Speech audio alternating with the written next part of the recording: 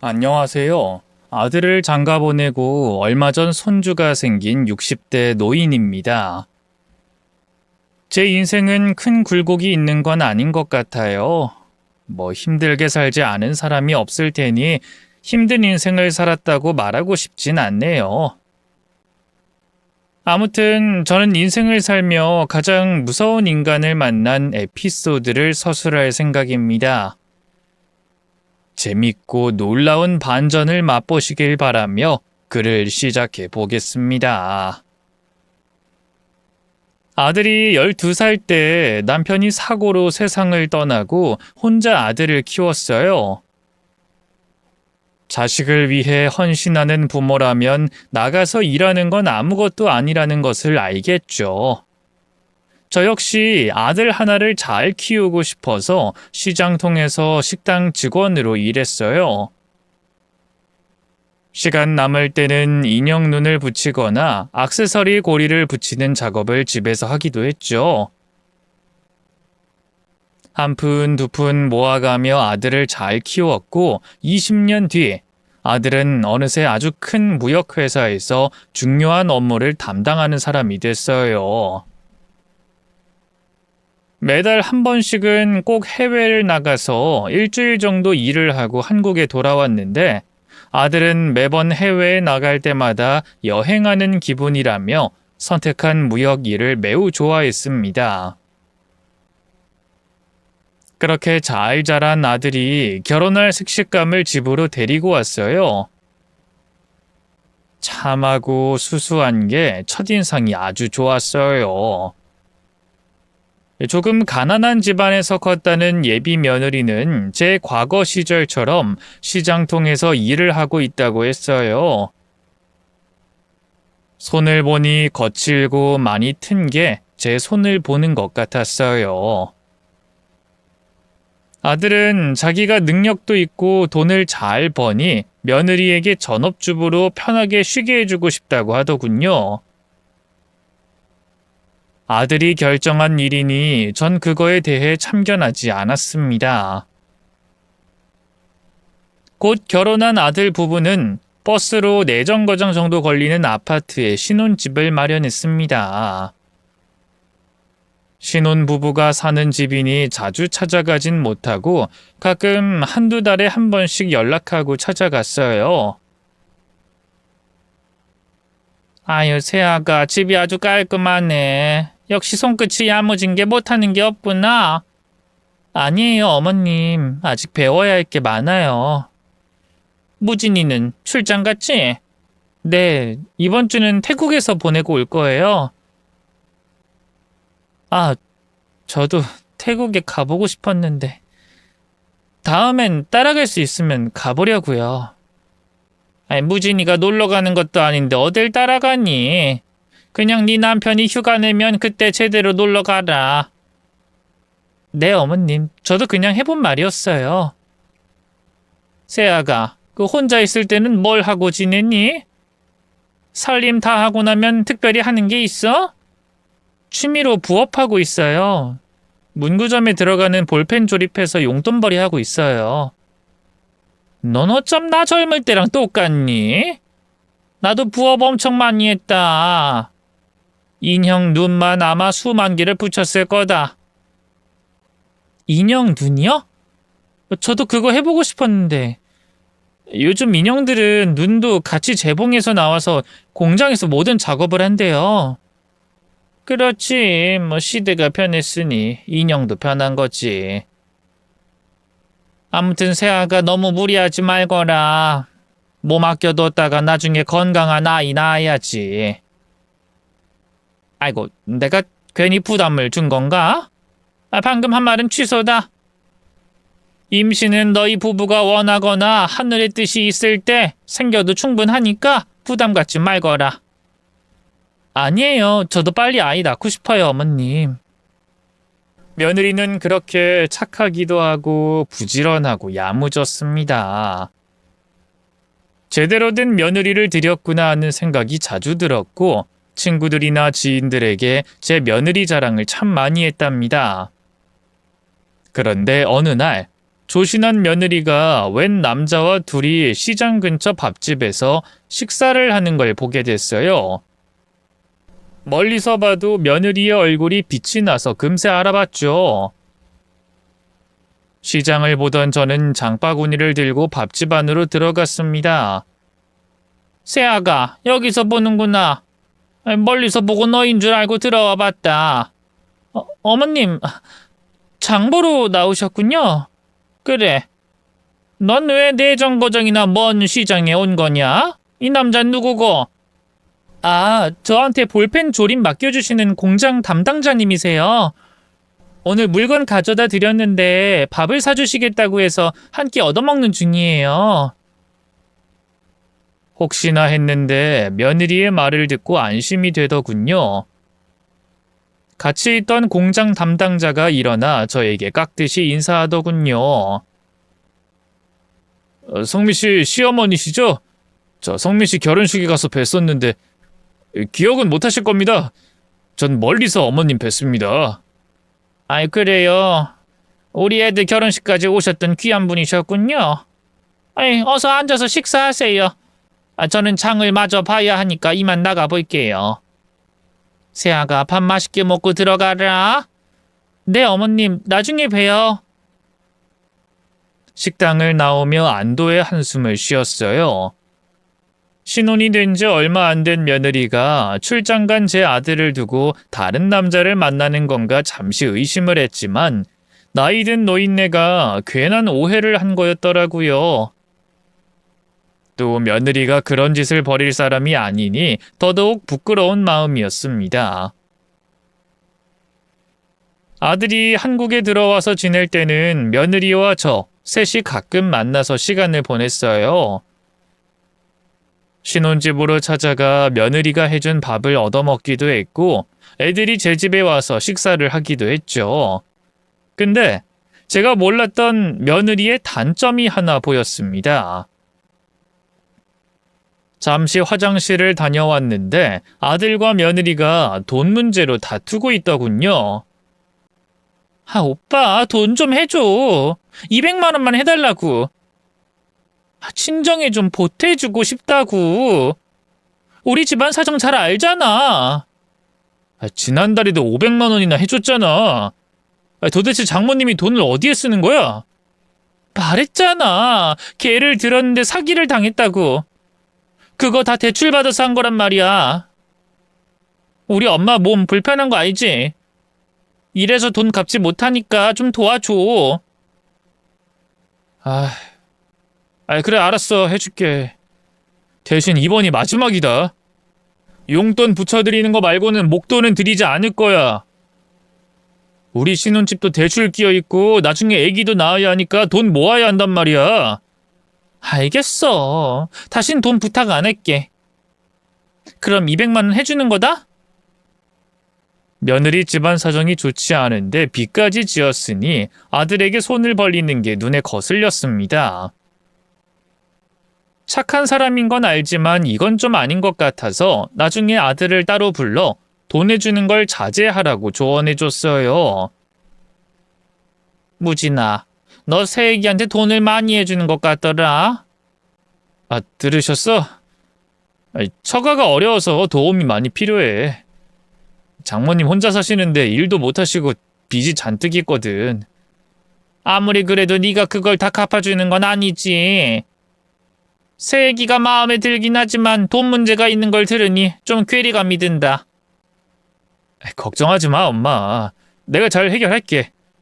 나도 막무가내로 퍼주는 거 아니니까 너무 신경 쓰지 마. 그 말을 듣고 걱정을 좀 내려뒀습니다. 근데 아들이 해외 출장에 나가고 혼자 지내고 있던 며느리가 제 집에서 지내겠다고 찾아왔습니다. 짐가방을 들고 온 걸 보니 진짜 저랑 며칠 같이 지낼 생각이더라고요. 어머님, 저 혼자 집에 있으려니 무서워요. 어머님이랑 며칠 같이 지내도 되죠? 무섭긴 뭐가 무섭다고. 며느리들은 시어머니가 제일 무섭다는데 넌 안 그러니? 어머님이 뭐가 무서워요. 자상하고 인자하신 분이잖아요. 사실 저희 엄마보다 어머님이 더 좋아요. 네 엄마가 들으시면 섭섭해 하시겠다. 아무튼 나랑 지내겠다고 찾아온 애를 어떻게 쫓아내겠냐. 그래, 편하게 며칠 지내거라. 며느리는 제 집에서 지내는 동안 살림을 엄청 깔끔하게 해줬어요. 저보다 청소를 잘하는 건 물론이었고 음식 맛도 훨씬 더 좋았습니다. 어려운 가정에서 어릴 때부터 밥해 먹고 살았다더니 그 흔적들이 고스란히 실력으로 남아있던 거였죠. 아들은 저와 며느리 사이가 가깝고 친하게 지내니 맘 놓고 해외 출장을 다녀왔어요. 며느리와 매일 통화를 하며 애정 전선에 문제가 없는 것도 확인할 수 있었고요. 그런데 얼마 뒤에 며느리가 제 집에서 지내는 동안 침울한 표정으로 앉아있더군요. 뭔가 큰 고민거리가 있는 것 같아 말을 붙였습니다. 새아가 무슨 일 있니? 표정이 왜 이렇게 어두워? 늘 밝던 네 얼굴에 그늘이 지니 걱정이 된다. 아, 그래 보였어요? 죄송해요, 어머님. 죄송하라고 하는 말이 아니라 무슨 일인지 말해보라고. 어머님, 저희 엄마가 몸이 더 안 좋아지셨어요. 뇌경색 때문에 힘든 상황인데 당뇨랑 합병증까지 생겼어요. 병원 치료비만 해도 어마어마하게 나온대요. 사돈이 그렇게 몸이 안 좋아? 그럼 얼른 입원을 시켜드려야지. 제가 돈이 없어서요. 남편한테 또 손 벌리고 싶진 않아요. 그리고 엄마도 치료 안 하고 집에서 참겠다고 하셔서. 얘가 지금 그런 거 따질 때야? 내가 병원비 내줄게. 얼른 병원에 모셔다 드리고 와. 아니다, 나도 같이 가자. 어서 앞장서. 어머님, 정말 그래 주실 수 있겠어요? 감사해요. 근데 어머님, 저희 엄마가 어머님 앞에서 아픈 모습 보이고 싶지 않으실 거예요. 저희 엄마 지금 상태가 많이 안 좋아 보여서 누구에게도 얼굴을 보이기 싫어하세요. 그럴 수도 있지. 그럼 내가 체크카드 줄 테니까 이걸로 병원비 내라. 어서 가봐. 감사해요, 어머님. 그럼 얼른 엄마 모셔다 드릴게요. 그리고 며칠 옆에 있다가 올 테니 저 기다리지 마세요. 알았으니까 어여 가봐.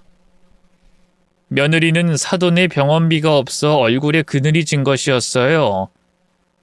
사돈이 치료를 안 하겠다고 고집을 부리기도 했다면서 며느리 속이 엄청 쓰렸답니다. 아무튼 며칠 동안 병원에서 지내고 돌아온 며느리가 제 카드를 돌려줬어요. 병원비로 1,000만 원 넘게 써서 좀 놀랐는데 아픈 곳 많은 환자가 장기간 입원을 해야 하는 것이니 별말하지 않고 지나갔습니다. 그런데 이틀 뒤에 몸이 찌뿌둥하고 운동을 좀 해야 할 것 같아 혼자 등산을 했어요. 숨이 차오르지만 맑은 공기가 좋아서 포기하지 않고 산 정상까지 올랐답니다. 그런데 거기서 사돈을 마주쳤습니다. 사돈. 사돈 맞죠? 저 무진이 엄마예요. 어머나, 사돈 여기서다 보네요. 등산 좋아하시나 봐요? 사돈 몸 괜찮으세요? 뇌경색에 당뇨랑 합병증까지 있으시다고.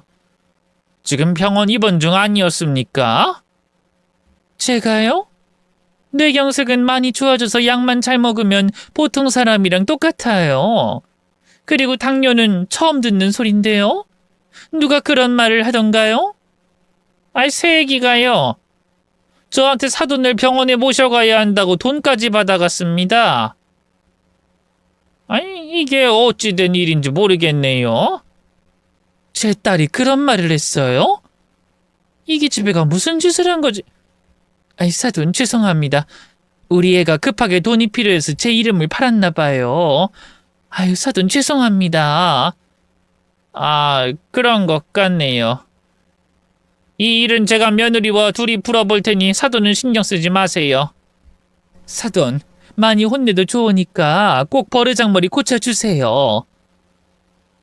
그래서 저는 하산하고 애들 신혼집으로 향했습니다. 그런데 며느리가 어딜 갔는지 빈집이더라고요. 연락해도 받지 않아서 결국 집으로 돌아오고 말았죠. 이튿날 사돈과 통화를 했는지 며느리가 아침 일찍 찾아와서 저에게 사과를 하더군요. 어머님, 죄송해요. 제가 거짓말했어요. 그래, 정말 실망이다. 난 네가 착하고 진실된 아이인 줄 알았는데 눈 하나 깜짝 안 하고 거짓말을 잘하는 애였더구나. 어머님, 실은 제가 보증을 잘못 써서 그렇게 됐어요. 죄송합니다. 남편에게 말하기도 그렇고 주변 사람들 중 도움을 청할 만한 사람이 없었어요. 어머님께도 미련한 며느리로 보이고 싶지 않았어요. 어머님, 그 돈은 꼭 갚아드릴게요.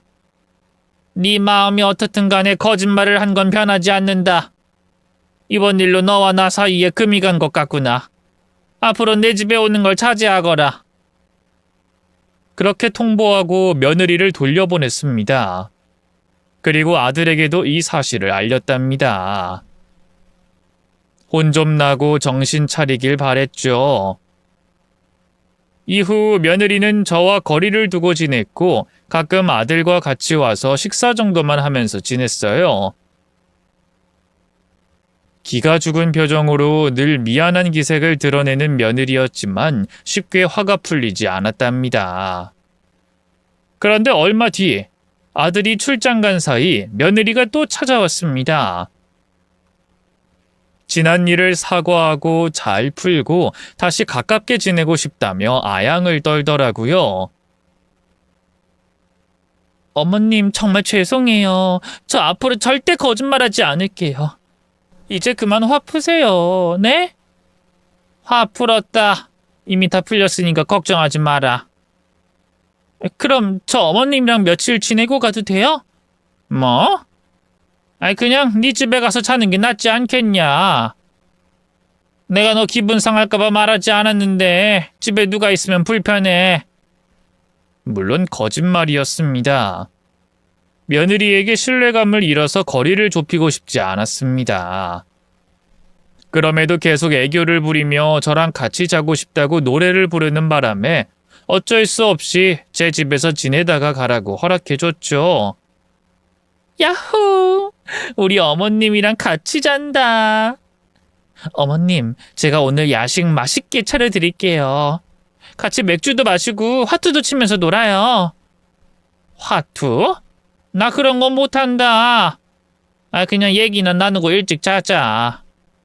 화투 못 치시는구나. 알겠어요, 어머님. 그럼 제가 재밌는 얘기 많이 해드릴게요. 그날 밤 며느리와 맥주를 마시며 쌓였던 화를 풀었고 다시는 거짓말하지 않겠다는 약속을 받아냈습니다. 그날 이후 저와 며느리는 한 달에 이틀 정도를 같이 잤어요. 해외 출장이 잦은 아들 때문에 고부 사이가 나날이 가까워졌네요. 그런데 얼마 못 가서 며느리가 또 돈을 요구했습니다.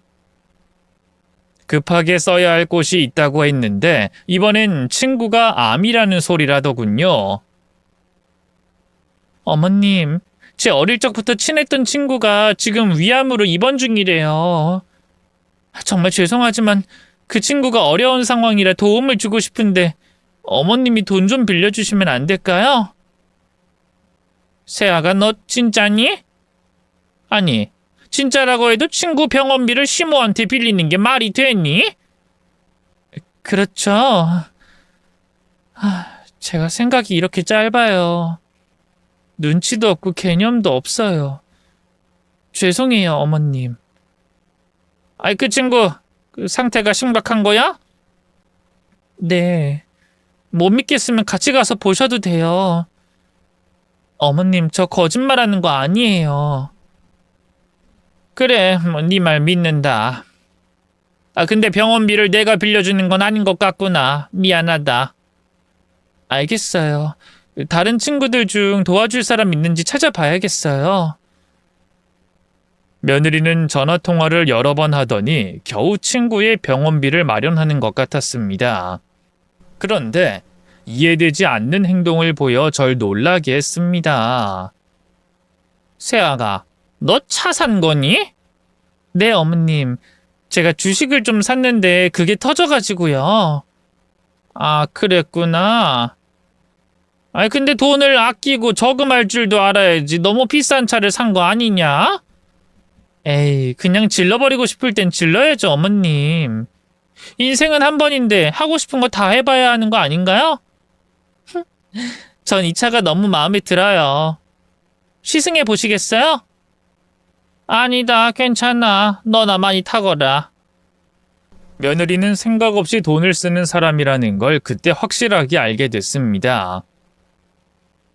아들에게 물어봤더니 소파도 말없이 바꿨고 침대도 마음에 안 든다고 멋대로 바꿨다 하더군요. 습관을 고치려고 싫은 말을 많이 해봤지만 통하지 않아서 걱정이라고 했죠. 사돈에게 말했더니 딸 자식을 잘못 키운 죄라며 사과만 수십 번 했지만 딱히 며느리가 반성하진 않았습니다. 그런 며느리가 걱정됐는데 몇 주 뒤 기쁜 소식을 전했어요. 어머님, 저 임신이래요. 뭐, 임신? 그게 정말이야? 잘했다. 정말 잘했어. 저랑 오빠가 불타오르는 사랑을 자주 하니 이렇게 됐네요. 야호! 뭐 그런 말은 시애미 앞에서 하는 거 아니다. 좀 민망하구나. 죄송해요. 제가 생각 없이 말하는 습관이 남아있나 봐요. 아니다. 뭐 그래도 임신했다고 하니 하나도 거슬리지 않는다. 병원은 언제 다녀온 거냐? 어제요. 몸이 좀 이상하다 싶어서 가봤더니 임신이 맞다네요. 어머님, 저 뭐 해주실 거예요? 뭘 해달라니? 원래 이 며느리가 임신하면 시댁에서 뭔가를 해주잖아요. 뭘 선물해줄지 고민이라면 뭐 그냥 현금으로 주셔도 돼요. 한 1,000만 원만 주시면 안 돼요? 그 정도는 부담 없이 해주실 수 있죠. 노골적으로 돈을 달라고 하길래 많이 당황했습니다. 착하고 수수하고 야무진 아이라고 생각해왔는데 자꾸 제가 잘못 봤다는 것을 느꼈어요. 다른 건 다 괜찮다고 포장해주고 싶지만 돈을 멋대로 쓰는 습관은 정말 좋지 않으니 걱정이 많이 됐습니다. 제 아들 무진이가 벌어다주는 생활비나 용돈을 허투루 쓰고 있을 것 같아 기분이 좋지 않기도 했죠. 뭐 하여튼 임신한 며느리가 바라는 것도 있고 다른 집 시모들도 며느리가 임신하면 뭐 하나씩 해준다고 하니 저도 수고했다고 목돈을 선물로 줬습니다. 제 아들에게 돈 받는 것보다 제가 주는 돈을 쓰는 게 낫겠다 싶기도 했으니까요. 사실 제가 남편 유산을 안 쓰고 남겨둬서 경제적으로는 힘든 게 없었습니다. 나중에 제가 더 나이가 들면 아들에게 모두 물려주려고 했는데 며느리에게 먼저 1,000만 원을 줬답니다. 어머님 감사해요. 저 이 돈으로 친정엄마 노후자금으로 드리고 나머지는 우리 애기를 위해 적금 들 거예요. 너 정말이니? 딴 데다 쓰려는 거 아니지? 아니, 뭐 너 쓰고 싶은데 써도 괜찮으니까 나한테 다 말하지 않아도 된다. 아니에요. 정말 우리 애기를 위해 아껴둘 거예요. 돈 잘 쓸게요, 어머님. 그래, 뭐 네가 그렇게 기뻐하니 나도 좋구나. 그렇게 돈을 건네주면서 며느리가 허투루 쓰지 않겠다는 말을 해서 아주 조금은 믿었습니다. 아들 역시 아빠가 된다며 한껏 들떠 있었어요. 아기가 생기면 무엇부터 해줘야 할지 모르겠다며 육아책을 사서 읽기도 하더군요. 근데 며칠 뒤 며느리가 슬픈 얼굴로 들어오더군요. 아이, 세아가 무슨 일 있냐? 아이, 혹시 임신 우울증 뭐 그런 거니? 어머님, 저 유산됐대요. 뭐? 유산? 예, 너 그거 정말이야? 네. 제 아기가 약해서 버티지 못하고 하늘나라에 갔다고요. 어머님, 저 어떡해요? 세아가, 네 몸이 더 중요하지. 근데 오늘 병원에 다녀온 거야?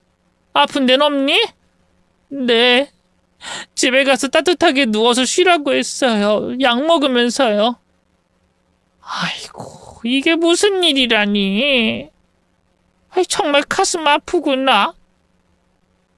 어서 방으로 들어가렴. 며느리가 유산했다는 소식을 듣고 가슴이 철렁하고 주저앉았습니다. 아들도 슬퍼하며 며느리를 위로해줬죠. 그런데 며칠 지켜보니 며느리는 생각보다 슬퍼 보이지도 아파 보이지도 않았습니다. 대뜸 유산의 아픔을 극복하겠다며 여행을 다녀온다고 하더군요. 세아가 아직 집에서 쉬어야 한다. 병원에서 온 지 이틀 됐잖아. 너 그 몸으로 무슨 여행 간다는 거야? 저 괜찮아요, 어머님. 일주일 동안 푸켓 다녀올 테니까 저 보고 싶다고 울지 마세요. 얘가 농담은... 아이, 그래. 뭐 네가 괜찮다고 하니 내가 어떻게 말리겠니? 잘 다녀오거라. 그런데 며느리가 수상해도 너무 수상했습니다. 유산한 지 이틀 만의 여행이라 병원이 어딘지 알아내려고 약봉투를 찾아봤습니다. 그리고 해당 약국 위에 있는 산부인과에 들어갔어요. 며느리가 거기에 다녀왔는지 물어봤는데 환자 정보를 알려줄 수 없다고 거부당해서 알 길이 없었습니다.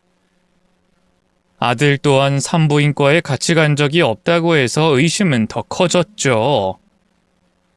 처음부터 임신한 게 아니라 돈을 받아내려고 거짓말을 한 게 아닌가 싶더라고요. 하지만 증거가 없으니 며느리에게 뭐라 할 수 없었네요. 여행 간 며느리가 없는 사이 아들과 대화를 나눴어요. 임신한 게 진짜 맞는지 물어봤죠. 무진아, 네 처가 임신한 거 맞긴 하니? 유산했는데 너무 멀쩡한 게 이상하구나. 나도 의심을 했는데 초음파 사진이랑 초진 차트를 봤어. 분명히 임신한 게 맞아. 유산도 맞는 것 같고.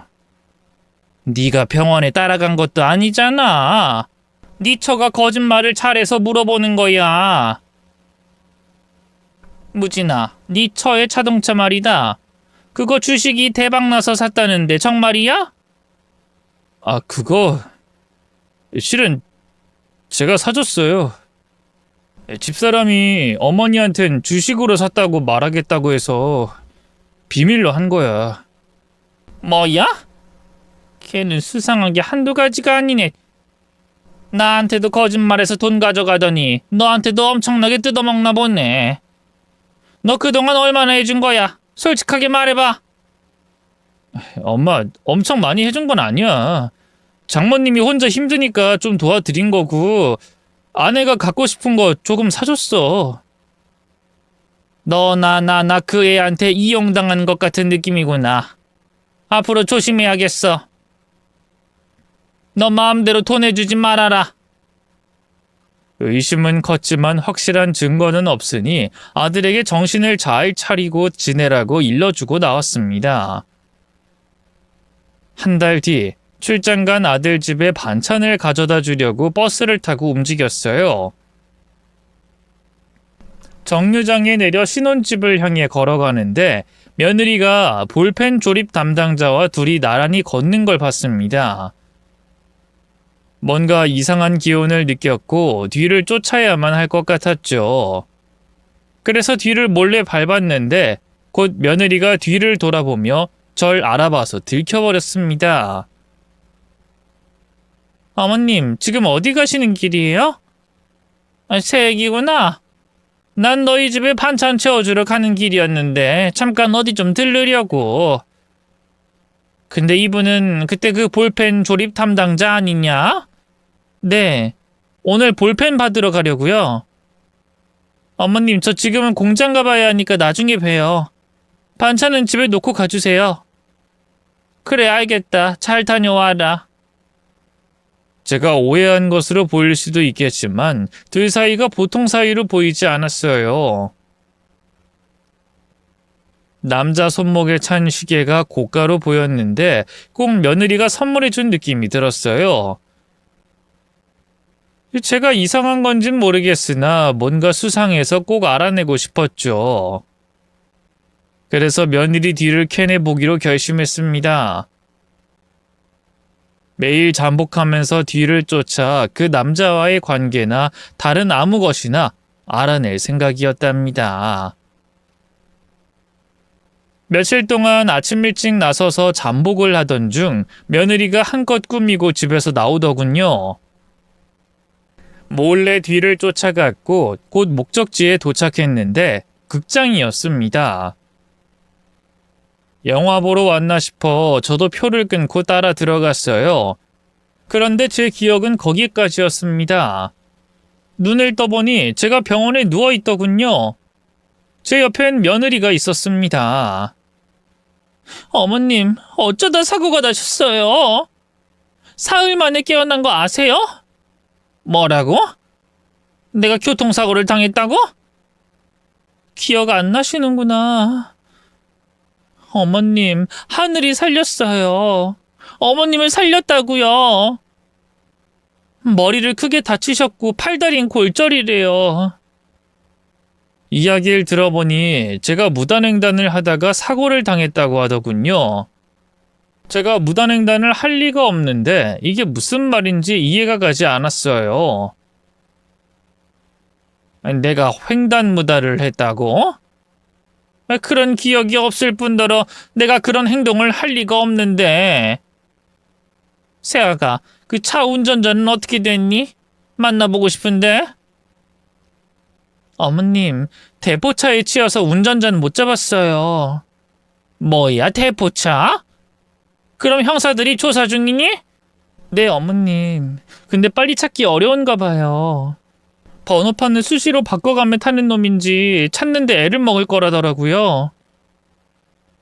여하튼 어머님은 괜히 스트레스 받을 일 만들지 말고 그냥 쉬어요. 제가 그 운전자 찾아낼 테니까요. 제가 할 수 있는 게 하나도 없으니 병원에서 치료를 받고 나서 생각하기로 했습니다. 제 몸 상태는 좀 심하게 안 좋았어요. 팔다리와 허리를 다친 건 시간이 지나면 괜찮아지겠지만 머리를 심하게 다쳐 사고하는데 문제가 생겼습니다. 2달 입원하는 동안 재활을 했는데 걸음이 느려졌고 목발이 없으면 중심을 잡기 힘들었어요. 또 기억력이 심하게 안 좋아져서 검사를 받았는데 치매기가 있다고 했습니다. 교통사고 후유증으로 생긴 것 같다며 치매 등급 중 가장 약한 지원 등급을 받았어요. 치매 판결은 받았으나 일상생활은 어렵지 않다고 했죠. 그리고 약물 치료를 하면 분명히 좋아질 거라 했죠. 아들은 제 상태를 보고 크게 충격을 받았고 퇴원 후에는 한 집에서 같이 지내자고 하더라고요. 어머님, 같이 산책하러 갈까요? 어? 세아가 밥은 안 먹니? 어머님, 방금 밥 먹고 치웠잖아요. 기억 안 나세요? 아유, 그런가? 내가 깜빡깜빡하네. 머리를 다쳐서 이런가 보다. 어머님, 진짜 큰일이네요. 나중에 절 까먹을까봐 걱정이에요. 아이, 그럴 리가 있나. 내가 아들과 며느리는 끝까지 까먹지 않을 거다.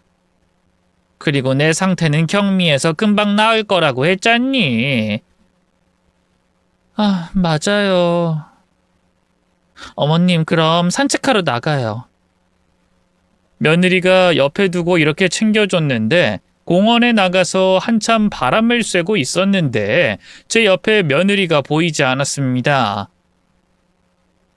얘가 어딜 갔나 두리번거리며 찾아봤는데 보이지 않았어요.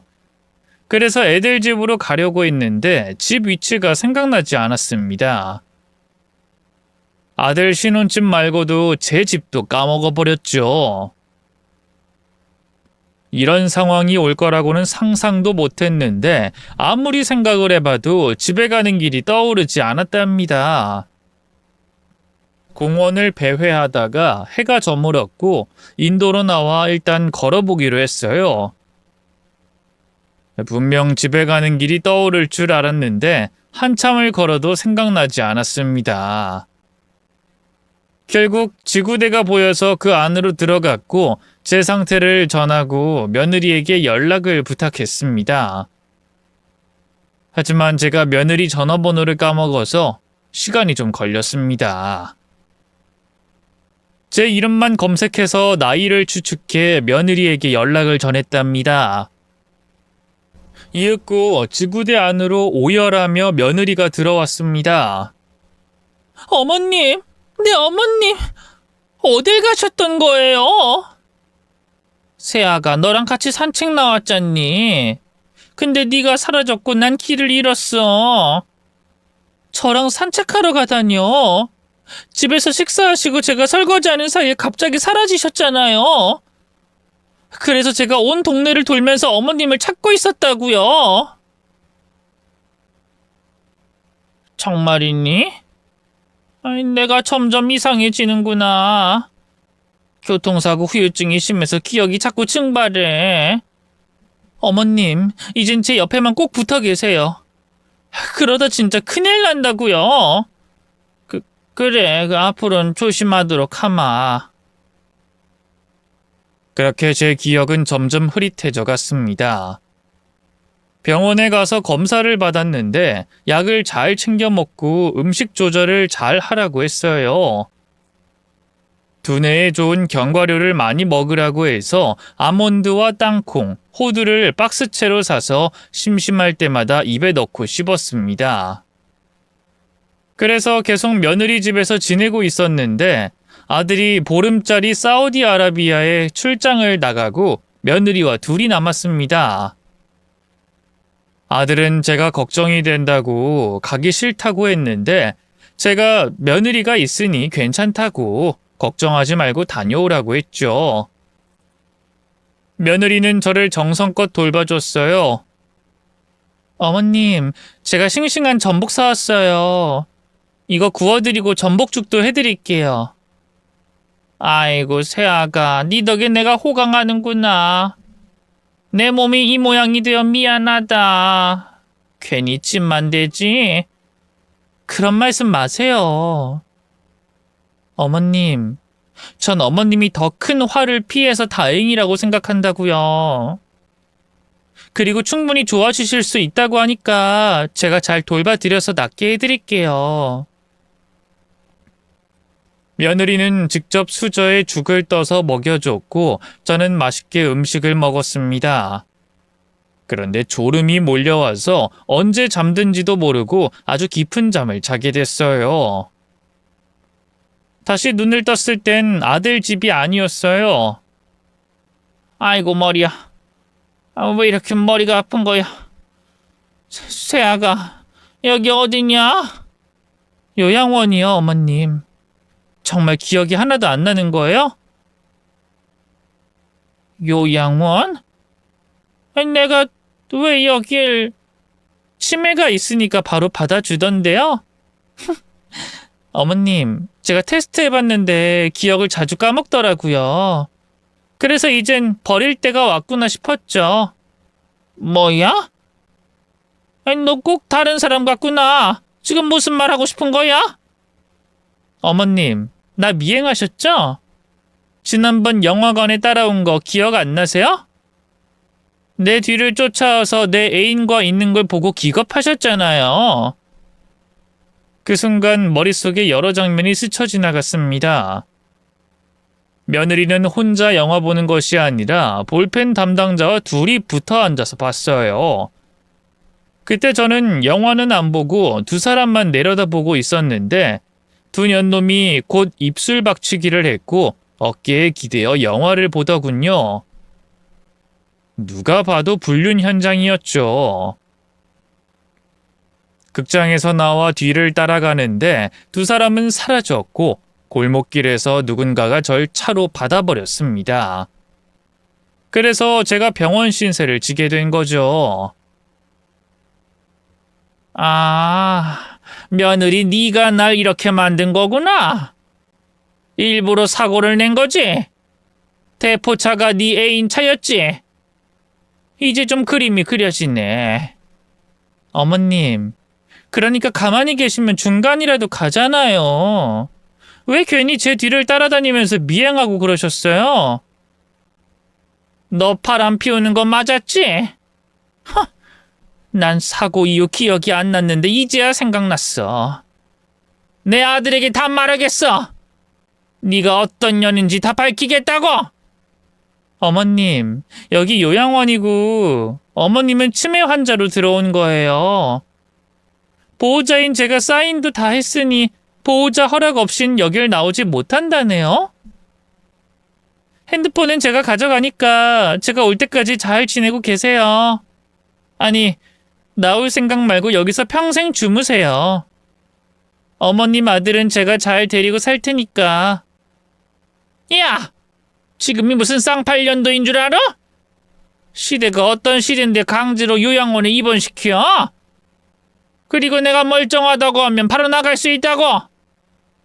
내 아들이 가만히 있을 것 같냐? 내 아들은 너와 달라. 과연 그럴까요? 어머님, 시대가 변해도 치매 환자를 마음대로 내보내진 못할 거예요. 그리고 어머님이 무슨 말을 해도 치매 환자가 하는 말이니 그 이가 믿지 않을 겁니다. 그럼 편히 쉬고 계세요. 내 아들이 널 가만두지 않을 거다. 무진이가 날 찾으러 올 거라고? 그렇겠죠. 그럼 아들이 올 때까지 기다려 보시든가요. 며느리는 제 말을 비웃더니 자리에서 일어나 나가더군요. 저는 옷을 갈아입지 않고 바로 따라 나가려는데 요양보호사 둘이 절 잡더군요. 할머니 나가시면 안 돼요. 얼른 누워요. 치매 환자는 함부로 움직이면 안 된다고요. 이것들 봐요. 난 멀쩡해요. 아주 멀쩡하다고. 이건 놔. 놓으란 말이야. 할머니 안 돼요. 치매 환자는 저희랑 계속 붙어 있어야 해요. 얼른 누우세요. 약 먹을 시간이라고요. 전 요양원에 꼼짝없이 잡혀서 입원하게 됐습니다. 교통사고 후 스트레스와 후유증으로 치매기가 좀 있다고 그걸 빌미로 요양원에 갖다 버린 거죠. 그런데 제 아들이 가만히 있을 리가 없으니 곧 아들이 찾아와 절 구해줄 거라 확신했습니다.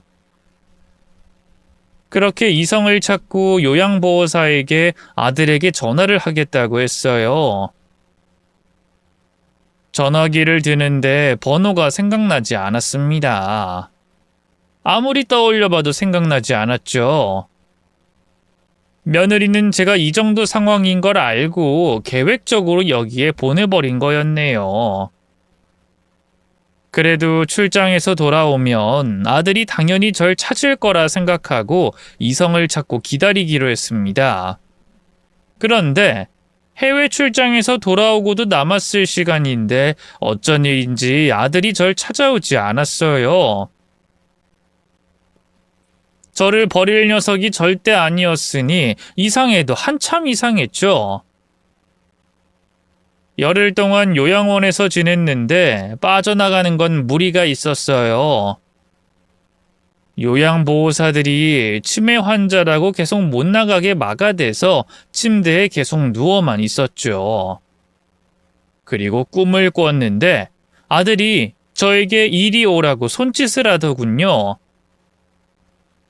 앞으로 다가가면 멀어졌고 다시 달려가면 저만치 멀리 뒤로 멀어졌죠. 꿈에서 깨어나고 아들에게 무슨 일이 생긴 것 같아 당장 나가기로 했습니다. 새벽 시간이라 조용해서 몰래 창문을 넘어 2층에서 뛰어내렸어요. 화단에 떨어지며 발을 다치긴 했지만 아들을 찾을 생각이 힘이 솟아났습니다.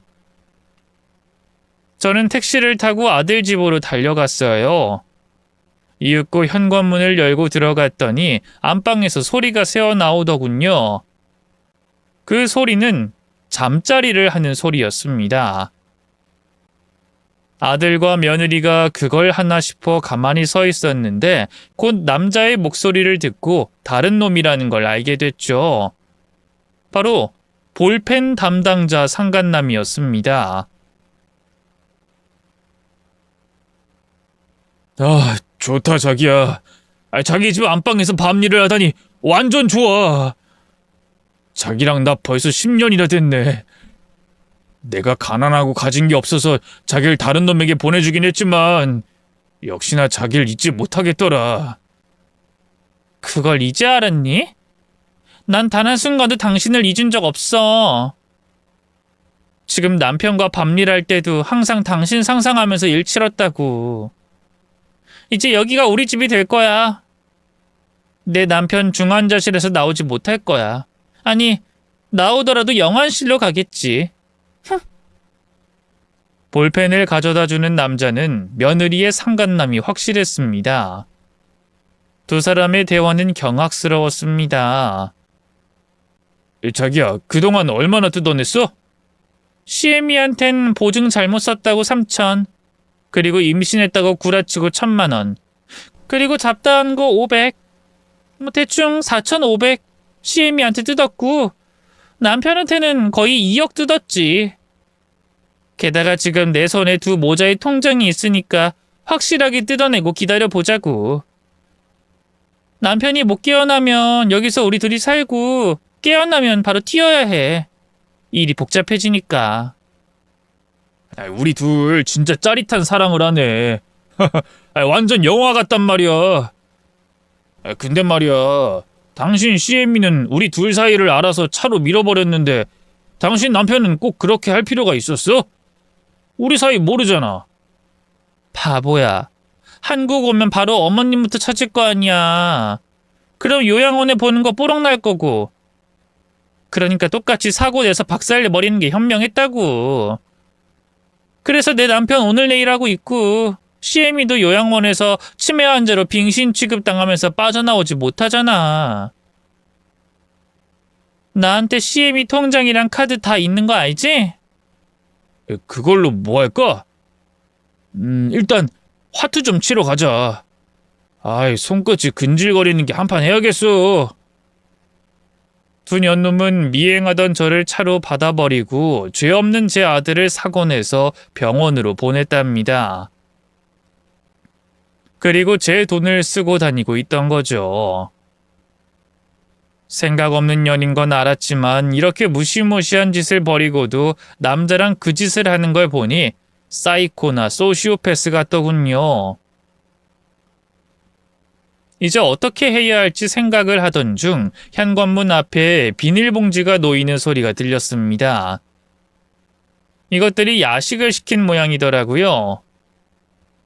이윽고 두 년놈이 다시 그 짓 하는 소리가 들려서 현관문 밖에 있던 비닐봉지 안을 봤습니다. 족발이 있더군요. 특대 사이즈로 시켰는지 아주 양이 많았습니다. 저는 비닐을 걷어내고 족발뼈를 잡아들고 안방으로 살금살금 다가갔습니다. 그리고 방문을 열고 그 짓을 하고 있던 며느리의 머리통을 족발로 날려버렸어요.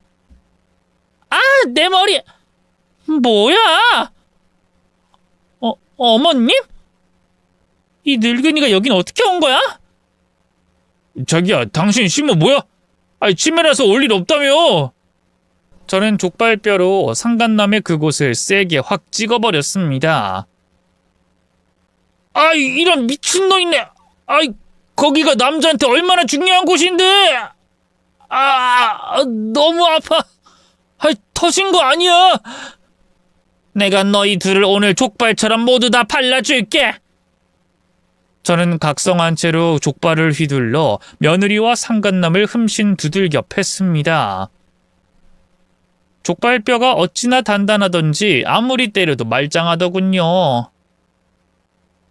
발가벗고 있는 두 년놈이 달려들었지만 엄마의 힘이 솟아난 저를 이겨내진 못했습니다. 이 늙은 마귀야! 왜 요양원에서 나오고 지랄이야? 내가 애써 보냈더니 왜 탈출했냐고?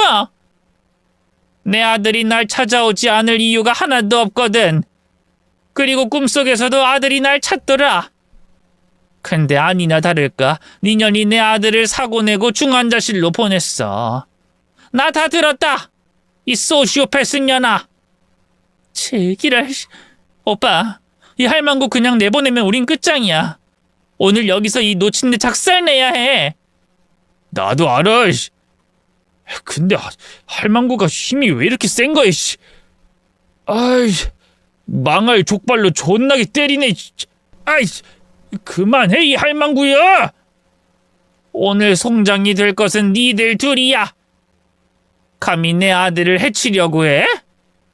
감옥에서 평생을 썩게 해주겠어. 저는 족발을 휘둘러 제대로 혼쭐을 내줬습니다. 두 년놈은 하도 많이 맞아서 일어서지 못했답니다. 야 며느리, 이 사악한 년아. 너 도대체 우리 모자한테 왜 그런 거야? 네가 저놈이랑 오래된 연인 사이면 그냥 둘이 결혼해서 살았으면 되잖아. 이 놓친내야. 돈이 없잖아, 돈이. 가난한 거 지긋지긋해서 이 남자 버리고 능력 있는 당신 아들 선택했어. 아, 그러셨어? 그런데 저놈을 못 잊어서 계속 바람 피워왔던 거니? 그러다 사랑과 돈을 쟁취하려고 우릴 호구로 보고 돈을 뜯어내다 못해 사고까지 낸 거야? 이게 다 너희 둘의 미친 계획이지? 아우, 저 놓친 내가 말이 겁나게 많네. 자기야, 우리 그만 튀어야겠다. 옷부터 입자. 누구 마음대로 튀어? 너희들 인생은 여기서 끝이야. 곧 경찰들이 올 거거든. 경찰? 뭐로 신고했는데? 여긴 내가 사는 집이야. 그리고 불륜은 체포 못해. 그런 기본적인 것도 모르냐, 이 할망구야? 글쎄, 그건 경찰들이 다 알아서 조사를 해주겠지. 아무튼 니들은 끝이야. 그 사이 신고한 경찰관들이 도착했고 제가 녹음한 두 년놈의 목소리를 들려줬습니다. 그러자 며느리가 발광하더군요. 아니야, 저건 저 놓친 내가 꾸며낸 거야. 요즘 AI가 유행이잖아. 저 놓친 내가 우리 목소리로 만든 거라고. 난 억울해. 하지만 형사들은 귓등으로 듣고 두 년놈을 연행했습니다. 놓친 내 가만 안 둬. 아무 죄 없이 나와서 너랑 네 아들 개박살 내주겠어. 그래, 한번 해보자. 잘 가라, 이 소시오패스 년아. 저와 아들을 해치고 재산을 꿀꺽하려고 한 대화를 모두 들은 경찰들은 바로 참고인으로 끌고 가더군요. 그리고 상간남의 집을 수색했더니 주차장에 대포차를 발견했습니다. 저와 아들을 사고 낸 차량이었죠. 그렇게 두 사람의 죄가 모두 밝혀졌습니다. 증거가 나오자 영장이 나와 경찰서에서 바로 구속이 돼버렸죠. 그리고 경찰들이 할 일을 하는 동안 아들이 입원한 병원에 도착해 중환자실 앞에서 아들을 보고 있었습니다. 아들아, 무진아, 이게 다 무슨 일이니? 여자 하나 잘못 만나서 이게 무슨 꼴이야? 제발 정신 차려. 깨어나서 엄마한테 돌아오라고, 아들아. 전 기도를 하며 그 자리에서 계속 기다렸습니다. 이틀 뒤 아들은 기적처럼 눈을 뜨게 됐고 일반 병실로 옮겨졌어요. 무진아, 엄마야. 나 알아보겠니? 엄마, 집사람이 날 이렇게 만들었어. 나 사고당하고 의식 잃었을 때 두 년놈이 하는 대화 다 들었어. 그것들이 엄마 해치려고 한 거, 요양원에 보낸 거 다 들었어. 그래, 맞아. 근데 엄만 보다시피 멀쩡해. 엄마 걱정하지 말고 네 몸이나 챙겨. 미안해. 내가 아내를 너무 믿었어. 좋은 사람이라 생각했는데 전혀 아니었어. 나도 마찬가지로 속았다. 우리 둘이 똑같이 속은 거지. 엄마 미안해요. 근데 머리는 어때? 아직도 깜빡깜빡해? 그 깜빡깜빡거리는 치매 때문에 널 지키지 못한 거야. 아무튼 잘 해결됐다. 며느리랑 상간남 둘이 구치소에 들어갔다. 곧 재판이 열릴 거야. 엄마가 큰일 하셨어. 고맙고 미안해, 엄마. 아들은 몇 달 입원하는 동안 저는 며느리와 상간남의 재판에 참석했습니다. 판사님은 모든 증거와 정황을 보고 두 년놈에게 과실치상죄와 범죄공모죄로 아주 큰 형량을 내렸습니다. 며느리는 판사봉의 소리가 끝나자 욕을 하더군요. 아이씨, 저 노인네가 요양원에 나오지 않았으면 한탕 크게 하고 튀는 건데. 아, 젠장. 자기야, 우리 이제 어떡하지? 우리 둘 이제 감옥에 가면 못 만나잖아. 편지 주고받으면서 지내자. 우리 둘 사이는 아무도 못 끊어. 사랑해, 자기. 나도 사랑해. 우리 감옥에서도 영원히 사랑하자. 두 년놈은 그렇게 교도소로 이감됐고 오랜 세월을 시궁창 속에서 살게 됐습니다. 이런 일이 저에게 일어날 줄은 꿈에도 몰랐는데 참 어이가 없네요. 두 년놈이 가지고 튈 돈은 모두 저희 모자가 돌려받았어요. 그렇게 모든 사건은 끝이 나게 됐죠. 아들은 곧 퇴원을 했고 무역회사를 그만뒀어요. 해외 출장만 가지 않았더라면 제가 그런 일을 당할 일이 없었을 거라며 다시는 저와 연락이 끊기는 일이 없도록 하겠다고 하더군요. 그래서 사무직을 옮겨 제 집에서 출퇴근을 했습니다.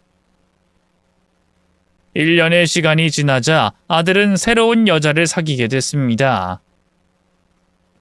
병원에 입원해 있는 동안 돌봐주던 간호사였는데 둘이 연락을 계속하면서 지냈나 봐요. 예비 며느리는 결혼한 적이 없는 처녀였는데 제 아들이 이혼남이어도 괜찮다며 결혼을 결심했답니다. 몇 달 뒤 아들은 두 번째 결혼식을 올렸고 이듬해 사랑스러운 손녀딸을 낳았어요. 아들 내외는 바쁘게 맞벌이하고 있어 돌봄 아줌마와 제가 육아를 담당하고 있답니다. 저는 다시 치매 검사를 받았는데 이상 없음으로 결과가 나왔어요. 그래도 저와 아기만 둘이 두기엔 좀 걱정이 되어 돌봄 아주머니와 같이 손녀를 돌보고 있답니다. 지난 일이 가끔 떠올라 사연으로 실컷 쓰고 나면 풀릴 것 같아 적어봤는데 재밌을지는 잘 모르겠네요. 세상에 미친 인간들은 참 많습니다. 늘 조심하고 또 조심하세요. 그럼 제 사연을 이만 줄입니다. 감사합니다.